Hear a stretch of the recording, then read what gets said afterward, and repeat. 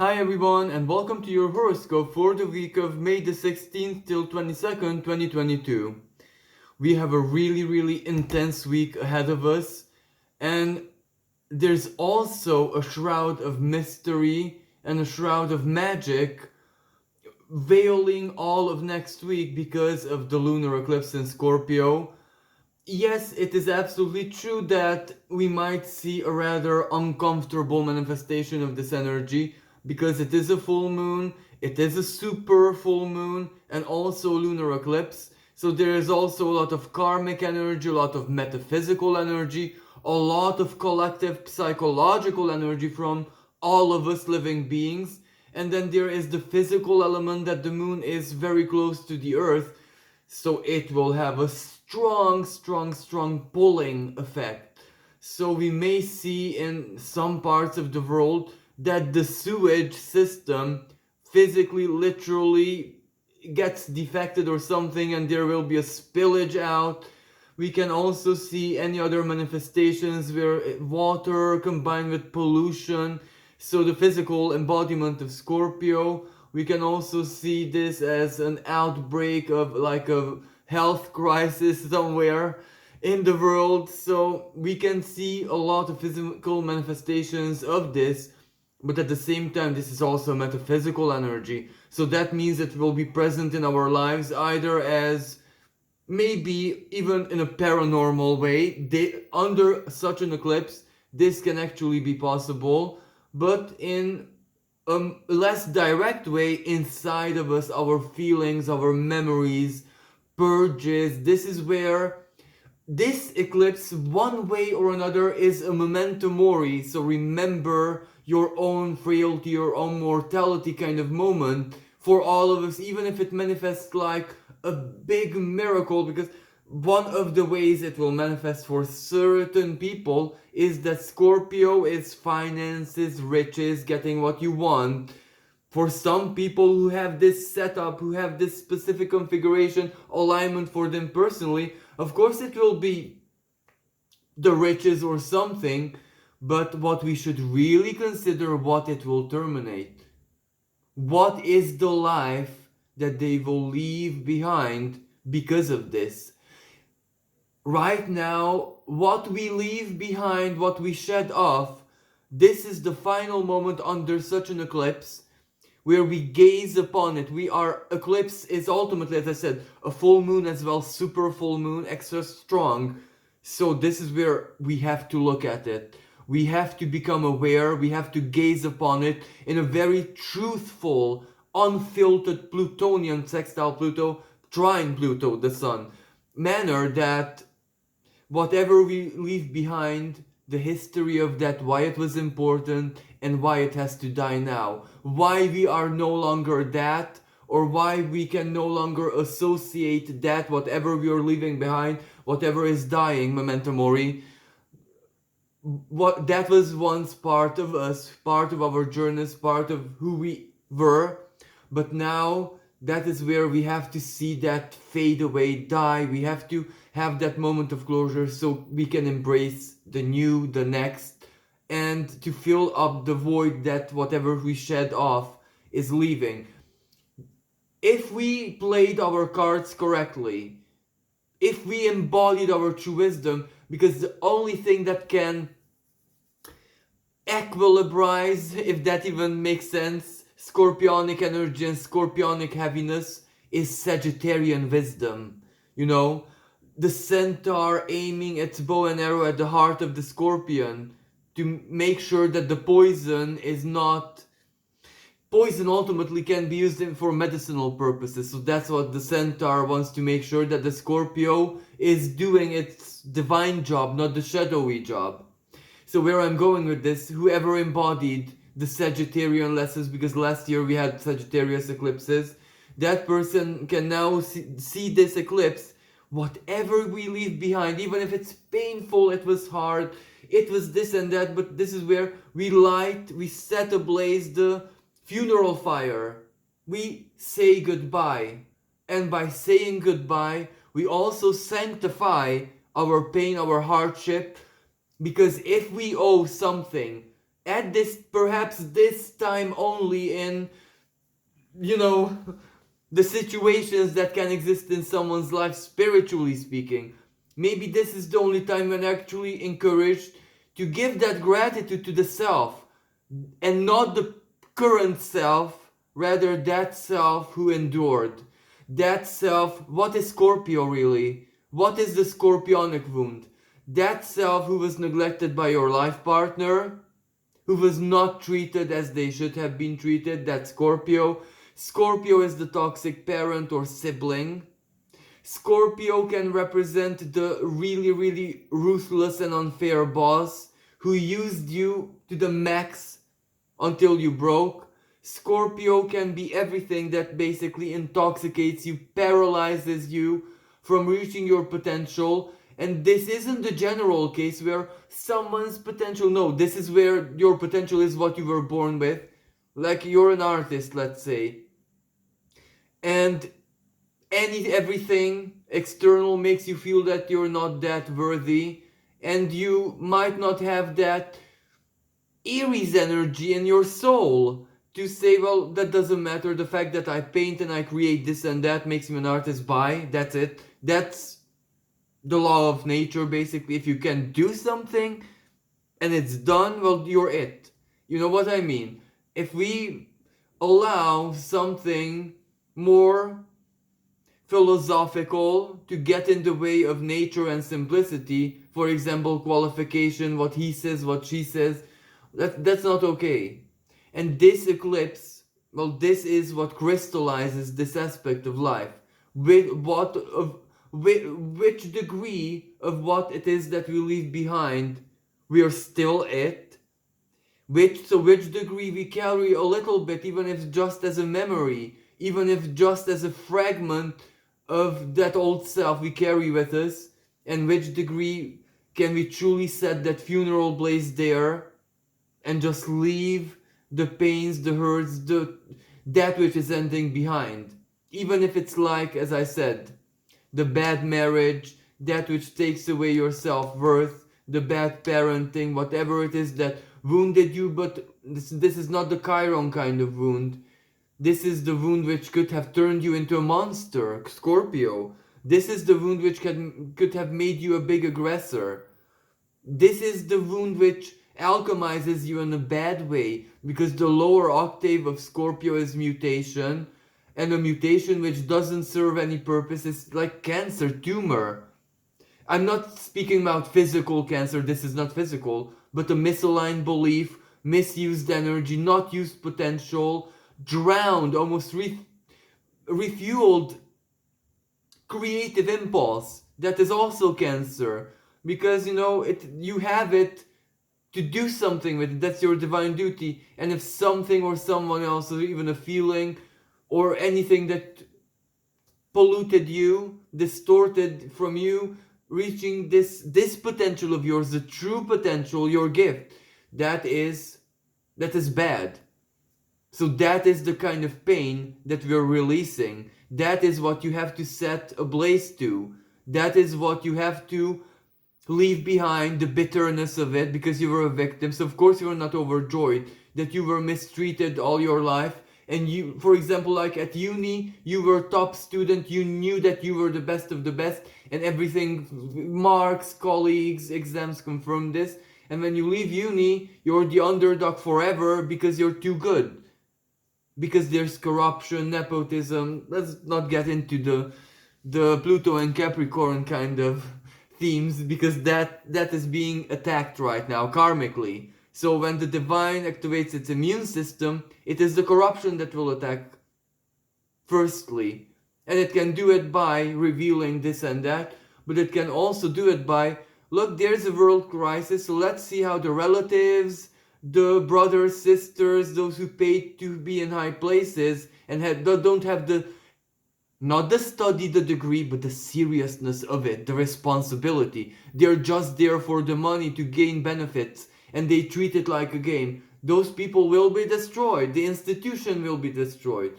This is how Pluto grinds down the political and institutional and monetary financial corruption. It is grinding it down before our very eyes. And I don't encourage people to watch the news ever, but if you're already in this, if you're already coincidentally watching it, well, then look at the number of cases revealing the corrupt politicians everywhere in the world. That's Pluto. And especially in the United States, it is adding extra pressure because their Pluto return. But anyway, the eclipse, yes. So this is what we're burying.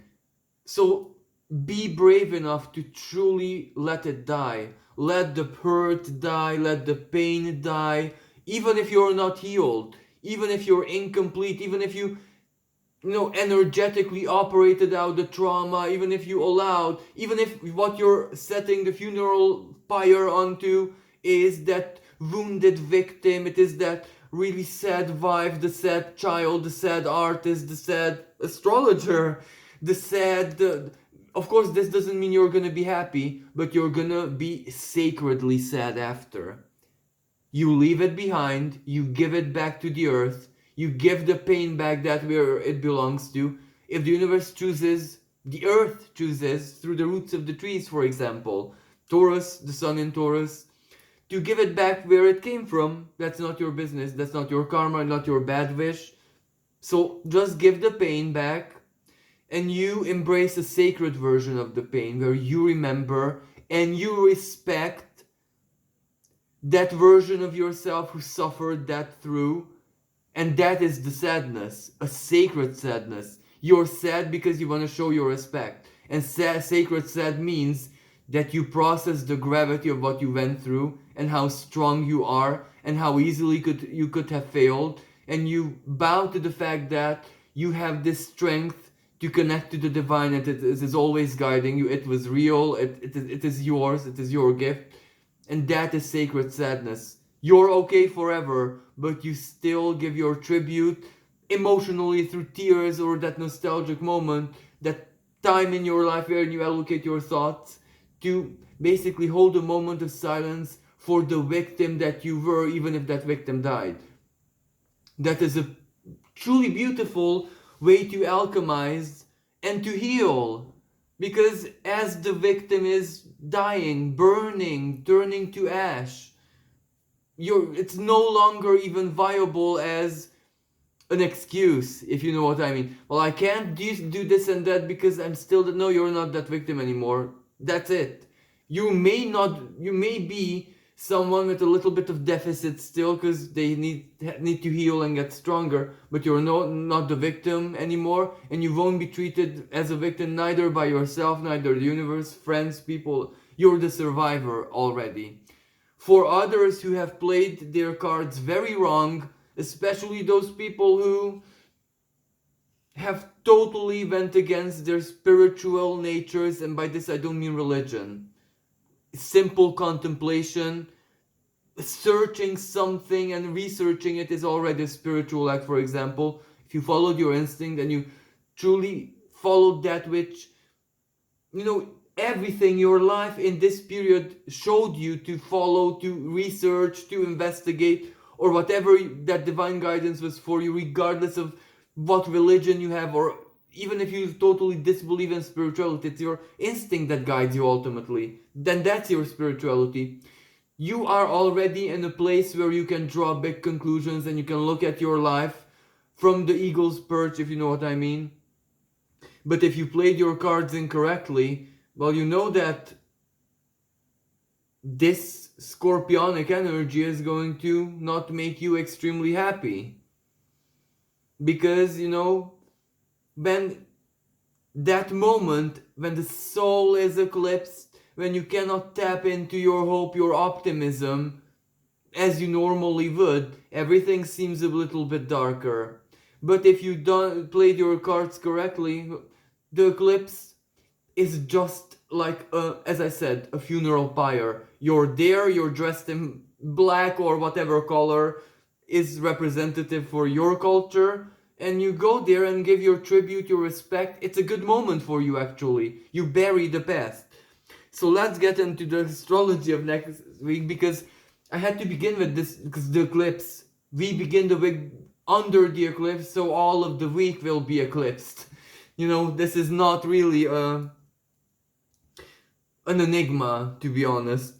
But we have a lot of other aspects. We have Saturn Sun square, so this does mean that it's also a reality check. This also means that we have to ignore even the deeply karmic side of it, the emotional side that we healed and we released, etc.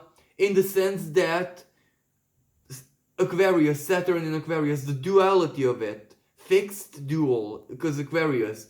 That means that we also, on the other hand, with the other brain lobe, if that even makes sense, we have to think about, okay, but we have to build the future on this. We're still not safe. We're still, we need to do a lot, regardless of who you are and where you are on the planet, what your culture is. You know that right now you're in a phase in your life where even if the foundations are laid, you know that there will be a lot of hours of work, a lot of sleeplessness, a lot of work construction, regardless if that is physical, rebuilding your self-worth, adapting to a new country, community.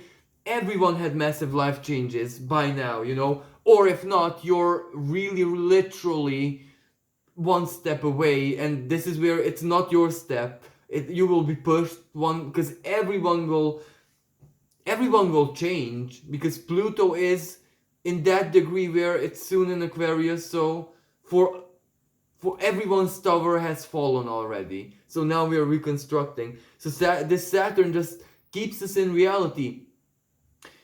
Combined with the eclipse, yes, this is the coup de grace, so the finishing blow for some, symbolically, not physical death, or when karma puts an extra salt on your wounds, that kind of finishing blow.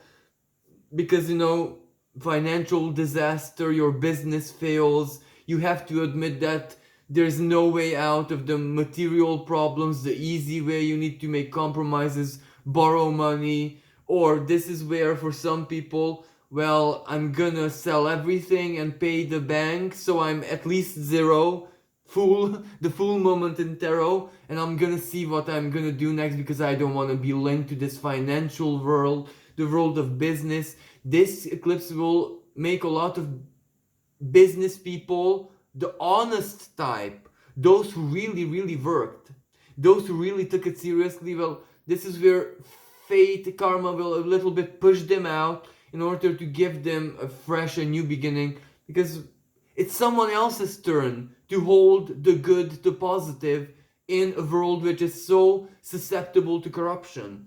It is someone else's turn to soldier on.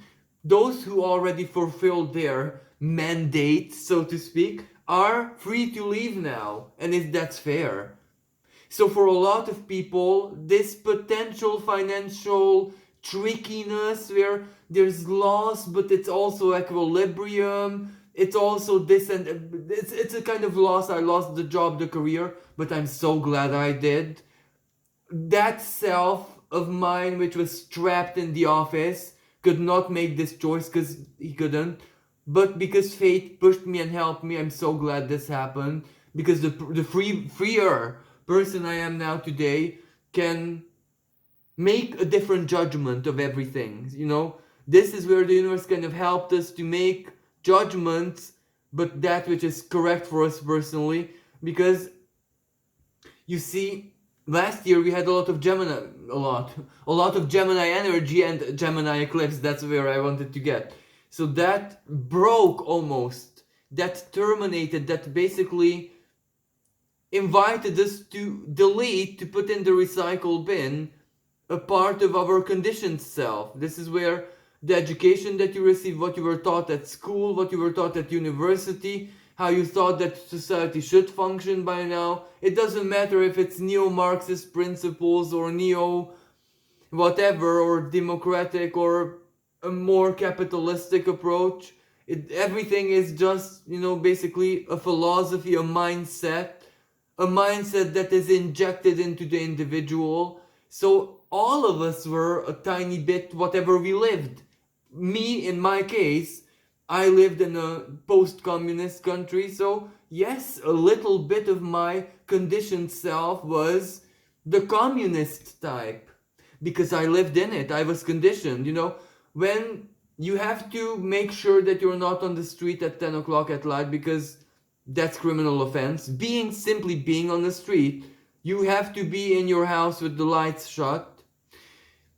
Well, that does things to you, to your nervous system, to your brain. Of course, it conditions you. It doesn't matter how magical you are, you'll be conditioned. So this is what I mean. Uh, remove surgery, the Plutonian surgery, to remove that was not an easy task. To remove that for millions of people at the same time, that was not an easy task, but the universe was such a great surgeon that by locking a lot of people up, forcing them to boil in their own juices, well, they performed the surgery on themselves. They removed. This was never the job for me. This was never the husband for me. This was never the town, city, friend, name whatever it is that you, not even the religion for me, the magical path for me. I think all of us had our fates broken, Sagittarius energy, also 2021, to the very core. And then we had to pick ourselves up, but at least the molding material was the truth that remained. That faith which never failed us ever in all of our lifetimes. For me personally, astrology is best exemplified. All of 2021, from other astrologers in my country, there is a saying, a more religious saying, that God never ever ever remains in your debt. Never. It will always pay its debt before you die physically. So in this sense, 1,000,000%, even in this life. And I always laughed at it and really ridiculed it until it started happening to me. And I can say that the universe did not get in debt with me. It repaid everything to the rest detail, but in a way where it also showed me. It signed it, that this is for that moment when you accused me of this and that. So basically I lived this phenomenon of my faith being broken down to the core and built up based on truth, my lived experience truth. So all of us had this one way or another. Maybe for other people it wasn't as radical and as supernatural almost. Maybe it, because an easy person doesn't need this. I'm not an easy person. An easy person just gets that message from the holy text, from it gets the message and just believes it and processes it. A difficult person doubts until it becomes imminent that somehow it has to happen. If you didn't follow it the easy way, then it will turn into a big crisis, and that's it. So, just because one studies wisdom doesn't make them wise. It makes them even more childish, to be honest. So, another energy that we have playing out is Mars conjunct Neptune. This will also be part of the eclipse. So again, the eclipse. This is the power of karma. Yes, it is absolutely true that this conversation happens around once every 2 years when Mars meets Neptune in the sky. But because this is part of the eclipse and we are not living a day and age like any other before, this is where, the way I interpret this is that the divine has to do certain things, both collectively in the world out there and individually in our lives on its own accord. This is where sometimes you can't ask another person, another thing, another being. You can't intermediate something. It is so refined that you have to do it yourself. This is when there's a grand professor and grand master, and they have other masters as apprentices, but there is always that delicate, complicated operation that only the greatest master can perform and no one else. So this is that moment when the great architect, the designer itself, has to come one way or another and do things. Needless to say, for artists, for psychologists, for therapists, for spiritualists, for everyone, especially into also the physical part of spirituality, meditation, but the physical part, the yoga, the exercise, Mars, the energy, all of this is really, really blessed. anything that has to do with detox, everything that has to do with purges, diet, Lent, purification, it is also highly encouraged. What is not so very encouraged to do it excessively. Be careful, you can starve yourself, dehydrate yourself. Dehydration under this aspect, Mars conjunct Neptune, is a possibility. So drink sufficient water, but excessive, because Neptune is the biggest power player here. If you do it obsessively, then the water will be the problem. So this aspect requires balance, because Mars is drowned. Mars is guided either by illusion, Neptune, or the highest octave of this, the divine illusion. There's a massive difference between one's illusion and divine illusion, because divine illusion is actually what keeps you safe, and your own illusion usually doesn't keep you safe. So through spiritual presence and implication, we can use this aspect to be surfing on divine waves. Just go where the divine takes you right now. Would it suggest for you to embody forgiveness and any other expression of this energy? Mars drowned, war drowned. That can mean a certain state where it is easiest for you to find the forgiveness because something from within doesn't fight back, if you know what I mean. The bitterness is not as acute. But for other people, this can be quite physical. Forgiveness, okay, but I also gonna do exercise, detox, qigong.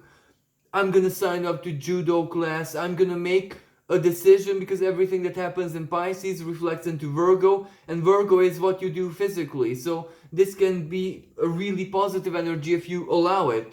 Yet don't allow it, alchemical energy, third decan of Pisces. Then you can use it in diverse possible expressions. Toxicity, hatred, cowardice, extreme fear, overdoing substances, or healthy routines done obsessively turn unhealthy, if you know what I mean. And also, collectively speaking, well, we'll see where this takes us, because this is also dual Pisces. Yes, the divine doing something on its own accord, but the lowest expression of this energy is, well, isn't the opposite of divine also spirit, that which corrupts? If that is also equally at play in the world, and that lies, that deceives, that twists and turns things. And one of the vulnerability of the Pisces Virgo axis is discrimination. Pisces, spiritual discrimination, when you discriminate the soul, and Virgo, other discrimination, the black white label kind of discrimination, used as a dark side. As a light side, well, it is your duty to discriminate the unholy, if you know what a Pisces, spiritual discrimination. Of course you discriminate the unholy soul. And Virgo, of course you discriminate the criminal, because you have to protect your goods. You know what I mean? There is a logic to everything, to the higher and lower octaves in astrology. The lower is when we do it the worst way, we mess it up, and we, make like a mockery of a good principle. And the higher end is when we excel, when we do even better than would be expected from us. And the other energy is the sun being trined by Pluto. So yes, we have the square to Saturn, the reality check, but Pluto is the icing on the cake, because what does this mean? You know the problem, you have the reality check, but at the same time, this is where you have power over it already. And I'm gonna end now, because my phone will split this into two. So I'll get back to you with the rest of the horoscope in the second part. So thank you, and bye for now.